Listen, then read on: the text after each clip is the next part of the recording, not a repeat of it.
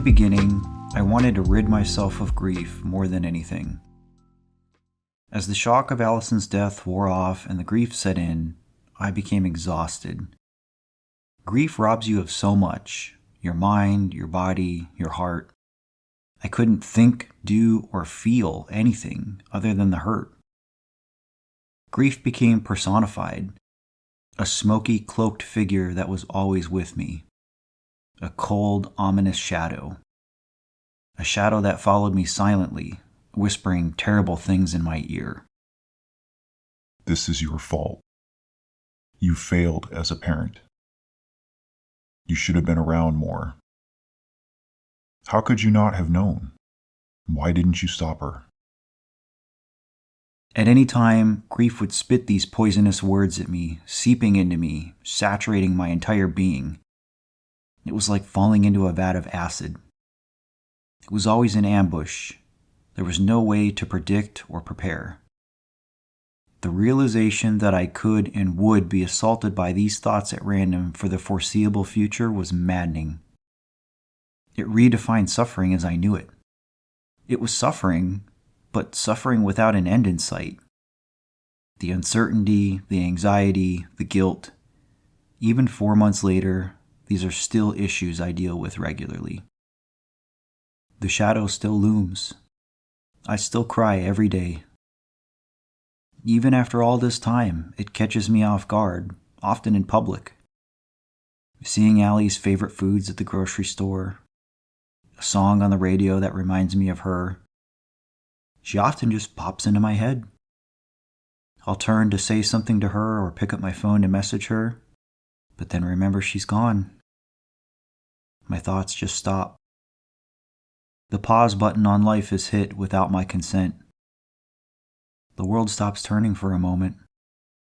I feel my face get hot, my sinuses tingle and burn, my eyes well up. I've gotten so used to doing things with blurred vision, unable to stop the tears from coming. It's not as bad as it used to be, but it never goes away. Like I said, in the beginning, I wanted to rid myself of grief more than anything. But time has shown me that grief is not my enemy. As I familiarize myself with the shadow, I've realized it's not so dark. It's not the intimidating, nebulous smog I once saw it to be.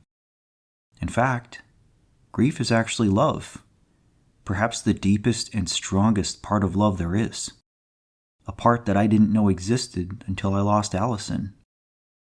Now don't get me wrong, grief is not comfortable. It's not meant to be. See, what we typically associate with love is what I call easy love.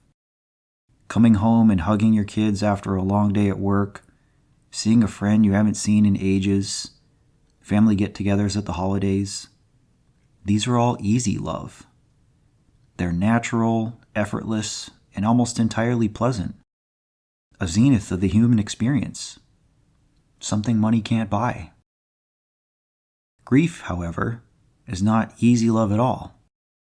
It's in fact quite difficult. It's an outpouring of love for someone who is gone from this world.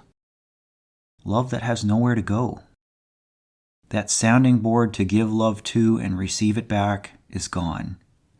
Your life with that person is gone. It's the kind of love that aches. Your heart physically aches. It is a love that must be more than just felt. It must be endured. This is why it's the deepest and strongest part of love.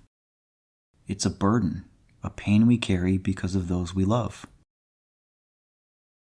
Because I've grown to understand this, I know now that grief is not something to hurriedly rid myself of.